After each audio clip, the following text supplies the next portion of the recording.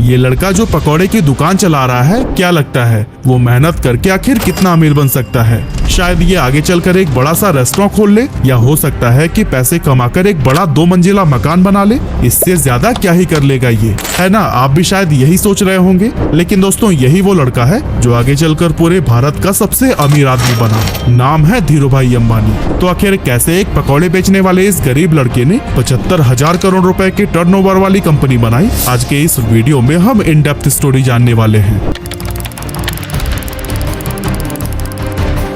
तो दोस्तों, इस कहानी की शुरुआत होती है 28 दिसंबर 1932 से, जब गुजरात के चोरवाड़ गांव के एक मिडिल क्लास फैमिली में धीरजलाल हीरालाल अंबानी का जन्म हुआ था। और यही साधारण सा दिखने वाला लड़का आगे चलकर धीरूभाई अंबानी के नाम से फेमस हुआ। इनके पिता हीराचंद गोवर्धन भाई अंबानी गांव के ही स्कूल में बच्चों को पढ़ाने का काम करते थे। और कुछ इसी तरह से जब धीरूभाई अंबानी 5 साल के हुए, तब उनका एडमिशन बहादुर खानजी स्कूल में करा दिया गया। हालांकि धीरूभाई अंबानी को पढ़ाई लिखाई से कोई खास लगाव नहीं था, फिर भी पिता के डर से न चाहते हुए भी उन्हें स्कूल जाना ही पड़ता था। अब क्योंकि हीराचंद जी के कुल 5 बच्चे थे और जैसे जैसे वो बड़े हो रहे थे, उन्हें स्कूल की सैलरी से घर चलाने में काफी प्रॉब्लम होने लगी थी। और दोस्तों, इसी गरीबी और तंगहाली से ही परेशान होकर एक दिन धीरूभाई अंबानी ने फैसला किया कि अब वो पढ़ाई छोड़कर कोई काम करेंगे। वैसे तो बेटे के इस फैसले से हीराचंद काफी नाराज हुए और उन्हें वापस स्कूल भेजने की कोशिश में लग गए, लेकिन धीरूभाई के जिद के सामने उन्होंने भी हार मान ली। अब दोस्तों, यहाँ धीरूभाई काम तो करना चाहते थे, लेकिन आखिर करें क्या, ये उन्हें समझ नहीं आ रहा था। और इस तरह से काम की तलाश में वो इधर उधर घूमते रहे। और फिर इसी टाइम पर वो अपने गाँव के एक मंदिर पहुँच गए। उन्होंने देखा कि अक्सर सुनसान रहने वाले मंदिर परिसर में आज बहुत भीड़ लगी हुई थी। जब पता किया तो मालूम पड़ा कि यह भीड़ हर साल फरवरी के महीने में किसी प्राचीन मान्यता की वजह से लगती है। अब इतनी बड़ी संख्या में श्रद्धालुओं को देखकर धीरूभाई ने सोचा कि यहाँ खड़े खड़े इन लोगों को भूख तो लगती ही होगी, क्यों ना इस मौके का फायदा उठाकर यहाँ पकौड़े बेचे जाएं। और दोस्तों, अभी तक धीरूभाई को उनके पिता की तरफ से जो भी थोड़ी बहुत पॉकेट मनी मिलती थी, वो उसे एक गुल्लक में जमा कर देते थे। लेकिन अब उस गुल्लक को तोड़ने का समय आ चुका था। उन्होंने बिना किसी देरी के गुल्लक तोड़कर पैसे निकाला, उससे ठेला खरीदा और मंदिर के पास ही पकौड़े बेचने लगी। अब दोस्तों, इस धंधे से उन्हें शुरुआत में तो बहुत प्रॉफिट हुआ, लेकिन कुछ समय के बाद जब श्रद्धालुओं की संख्या कम होने लगी, तो फिर उनकी आमदनी भी लगभग न के बराबर रह गई। ऐसे में उन्हें लगा कि अब यहाँ पर समय बर्बाद करने से कोई फायदा नहीं, इसीलिए उन्होंने अपना ठेला बेच दिया और सारे पैसों को बैंक में जमा करा दिया। आगे चलकर वो फिर से किसी काम की तलाश में लग गए और फिर उस दौरान उन्होंने देखा कि बहुत सारे लोग यमन में काम करने के लिए जा रहे हैं और आज से पहले जो भी वहाँ पर गए थे, उनकी फाइनेंशियल कंडीशन काफी बेटर हो गई थी। लेकिन इसके पीछे की वजह क्या थी, इसका जवाब ढूंढने पर धीरूभाई अंबानी को पता चला कि यमन में इंडिया से कई गुना ज्यादा पैसा बनता है। इसीलिए धीरूभाई अंबानी 1950 के दौरान महज 17 साल की उम्र में अपने बड़े भाई रमणिक लाल के पास में यमन चले गए। वहाँ पहुँचने के बाद से रमणिक लाल ने एबीसीएन कंपनी के पेट्रोल पंप पर धीरूभाई अंबानी को काम दिला दिया और यहाँ काम करते हुए उनकी सैलरी 300 रुपए हर महीने की थी। अब दोस्तों, इस पेट्रोल पंप पर काम करते टाइम धीरूभाई अंबानी लोगों को कई अलग अलग प्रमोशनल मेथड से इनकरेज करते थे कि वो ज्यादा से ज्यादा पैसों का पेट्रोल डलवाएं।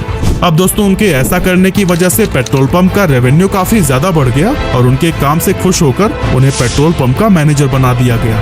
अब क्योंकि प्रमोशन होने की वजह से पेट्रोल पंप पर काम करने के बाद भी धीरूभाई के पास काफी टाइम बच जाता था, तो ऐसे में उन्होंने सोचा कि इस खाली टाइम में क्यों ना एक जॉब कर ली जाए। और फिर ऐसा सोचकर वो एक जगह पर क्लर्क के तौर पर भी काम करने लगे।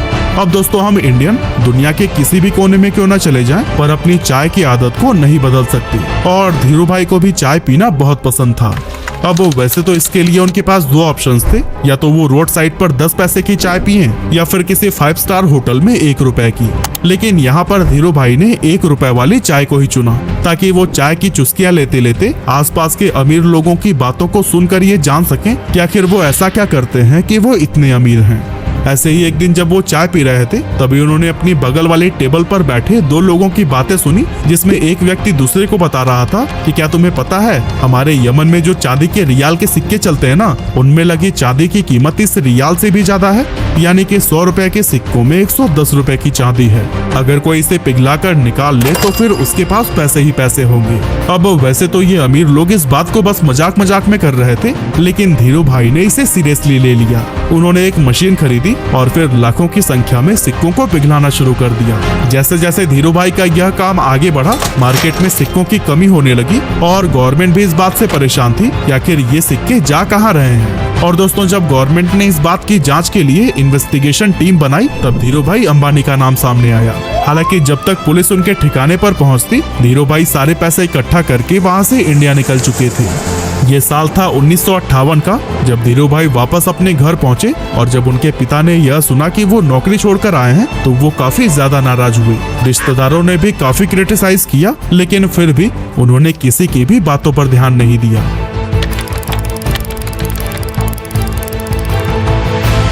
दोस्तों, यमन से वापस आकर कुछ समय गांव में बिताने के बाद उन्होंने कोकिला बहन से शादी कर ली और फिर उसके बाद अपना बिजनेस स्टार्ट करने के लिए मुंबई चले गए। 1958 में ही उन्होंने 50,000 रुपए की पूंजी के साथ रिलायंस कॉमर्शियल कॉर्पोरेशन नाम से ऑफिस खोला और मसालों का व्यापार करने लगे। कुछ समय के बाद उन्हें पता चला कि मसालों की बजाय अगर सूत का व्यापार किया जाए तो उससे ज्यादा फायदा होगा, लेकिन प्रॉब्लम ये थी कि उनके पास इस व्यापार के लिए पर्याप्त पैसे नहीं थे। इसीलिए उन्होंने अपनी कजन चंपकलाल दमानी के साथ मिलकर व्यापार करने का सोचा, जो पहले उन्हीं के साथ यमन में रहा करते थे।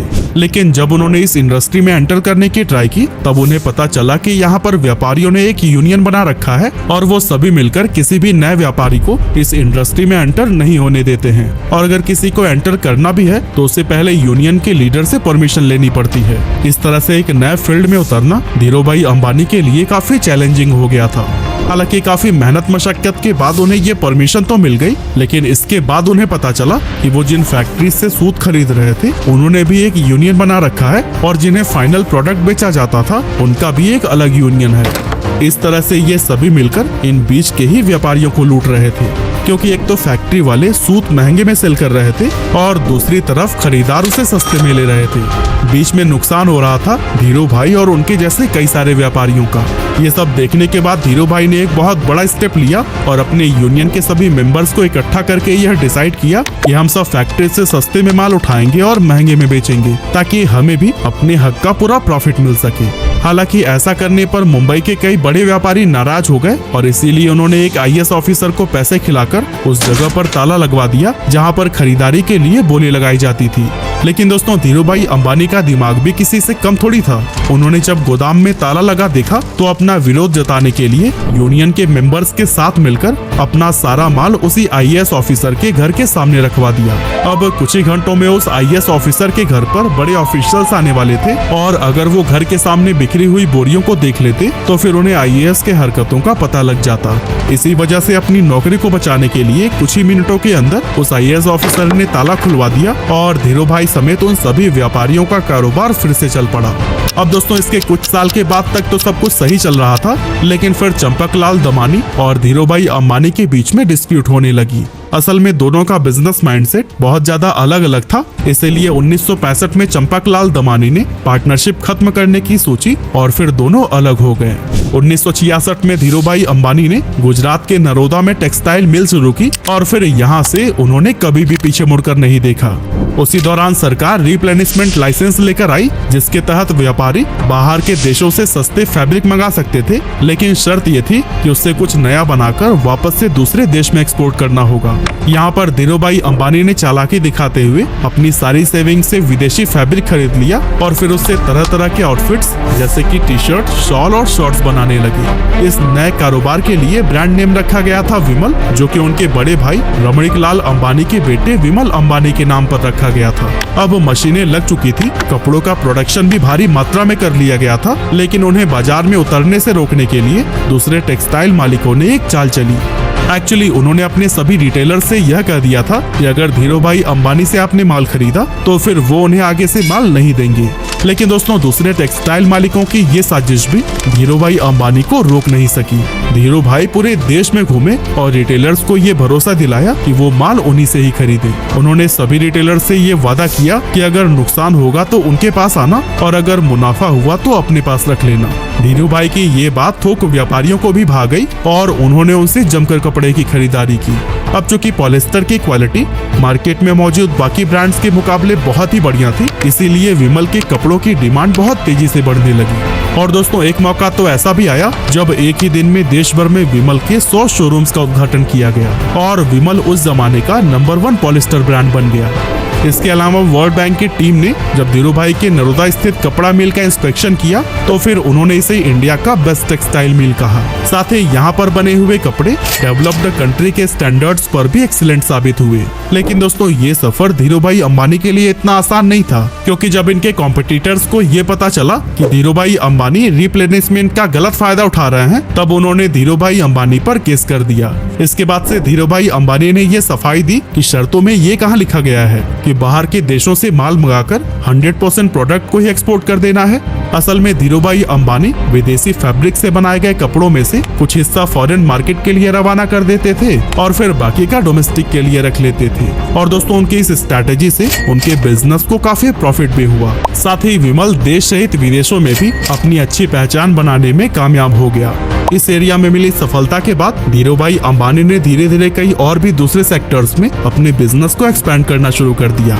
8 मई 1973 को कंपनी का नाम रिलायंस कॉमर्शियल कॉर्पोरेशन से बदलकर रिलायंस टेक्सटाइल इंडस्ट्रीज लिमिटेड कर दिया गया और 1976-77 के बीच इसका एनुअल टर्नओवर 70 करोड़ रुपए हो गया था। अब दोस्तों, आया जनवरी 1978 जब धीरू भाई अंबानी ने आजाद भारत का पहला आईपीओ लाने का विचार किया और फिर अपनी कंपनी को बॉम्बे और अहमदाबाद स्टॉक एक्सचेंज पर लिस्ट कर दिया। 10 रुपए शेयर प्राइस पर 2.8 मिलियन इक्विटी शेयर्स का आईपीओ पेश किया गया, जिस पर इन्वेस्टर्स ने जमकर भरोसा जताया और 58,000 इन्वेस्टर्स ने इसमें इन्वेस्ट किया था। इस स्टॉक से लोगों ने भरपूर प्रॉफिट कमाया और ये इतना पॉपुलर हो गया कि जब 1986 में कंपनी की एनुअल शेयर होल्डर मीटिंग रखी गई तो फिर उस टाइम पर 30,000 शेयर होल्डर्स उसमें शामिल हुए, जो कि इंडियन कॉर्पोरेट हिस्ट्री में एक रिकॉर्ड बन गया था। कमाल की बात तो ये थी कि उस टाइम पर बॉम्बे में एक भी ऐसा हॉल नहीं था जो कि इतने लोगों की कैपेसिटी को होल्ड कर सके। इसी वजह से इस मीटिंग को एक मैदान में ऑर्गेनाइज किया गया था। 1980 में धीरू भाई अंबानी ने महाराष्ट्र के पाताल गंगा में पॉलिस्टर फाइबर धागे का कारखाना खोला और काफी कोशिशों के बाद तेल के उत्पादन के लिए भी सरकार से लाइसेंस हासिल कर ली। इस तरह एक टाइम पेट्रोल पंप पर काम करने वाले धीरू भाई अंबानी की अपनी खुद की ऑयल प्रोडक्शन कंपनी हो गई। इसके बाद आया 16 फरवरी 1986 जब धीरू भाई को पहला हार्ट अटैक आया। एक्चुअली उन्होंने अपने बेटे मुकेश अंबानी को बताया कि उनकी पीठ में काफी तेजी से दर्द हो रहा है और इससे पहले कि उन्हें हॉस्पिटल लेकर जाया जाता वो अनकॉन्शियस हो गए थे। अब जब मुकेश अंबानी उन्हें लेकर अफरा तफरी में हॉस्पिटल पहुंचे तो डॉक्टर्स ने कहा कि अगले 42 घंटे इनके लिए बहुत ज्यादा क्रिटिकल हैं। लेकिन दोस्तों, इतनी सीरियस हालत होने के बावजूद होश आते ही उन्होंने अपने बेटे को देखते हुए कहा, तुम परेशान मत हो ना बेटा, मैं सब ठीक कर दूंगा। इस स्ट्रोक के बाद से धीरू भाई अंबानी का एक हाथ पैरालाइज हो गया था, लेकिन धीरू भाई अंबानी ने डिसाइड किया कि ये उनकी कमजोरी नहीं बनेगा। इसीलिए लगातार 3 महीनों तक उन्होंने खूब एक्सरसाइज की, डाइट पर पूरा ध्यान दिया और लाइफस्टाइल में बदलाव किया। इसका असर ये हुआ कि धीरू भाई का हाथ पहले से काफी ठीक हो गया। अब दोस्तों, आगे चलकर धीरू भाई अंबानी एक ऐसे गोल्डन एरा में एंटर हुए जब इनके बिजनेसेस कई सारे सेक्टर्स में तेजी से एक्सपेंड होने लगे। एक्चुअली 1992 में धीरू भाई अंबानी ने वो करके दिखाया जो कि उस समय की बड़ी बड़ी इंडियन कंपनीज ने सपने में भी नहीं सोचा था। असल में इस साल कंपनी ने ग्लोबल मार्केट से भी फंड जुटाना शुरू कर दिया और ऐसा करने वाली रिलायंस देश की पहली कंपनी बन गई थी। साल 1995-96 में धीरू भाई अंबानी ने 9X USA के साथ मिलकर अपनी telecom company Reliance telecom private limited की भारत में शुरुआत की। इसके बाद से 1998 से 2000 के दौरान धीरू भाई अंबानी ने दुनिया के सबसे बड़े रिफाइनरी पेट्रोकेमिकल्स को गुजरात के जामनगर में ओपन किया। और दोस्तों, इस टाइम तक धीरू भाई अंबानी का इतना बड़ा नाम हो गया था कि उन्हें देश सहित विदेशों में भी पॉपुलैरिटी मिलने लगी थी। ये पॉपुलैरिटी तब और भी इंक्रीज हो गई जब साल 1996, 98 और 2000 यानी कि 3 साल उन्हें एशिया वीक मैगजीन ने power 50 most powerful people in Asia की लिस्ट में शामिल किया था। ये इंडिया के लिए बहुत ही गर्व की बात थी और इससे भारत के पोटेंशियल्स के बारे में बाकी के देशों को भी अंदाजा होने लगा था। इतना ही नहीं, 15 जून 1998 को धीरू भाई अंबानी पहले इंडियन बने जिन्हें बेहतरीन लीडरशिप के लिए the Wharton school university of Pennsylvania की तरफ से डीन्स मेडल से नवाजा गया था। इसके अलावा 1999 में धीरूभाई अंबानी को बिजनेसमैन ऑफ द ईयर के अवार्ड से भी सम्मानित किया गया और 2001 में द इकोनॉमिक टाइम्स ने इन्हें लाइफ टाइम अचीवमेंट का अवार्ड दिया।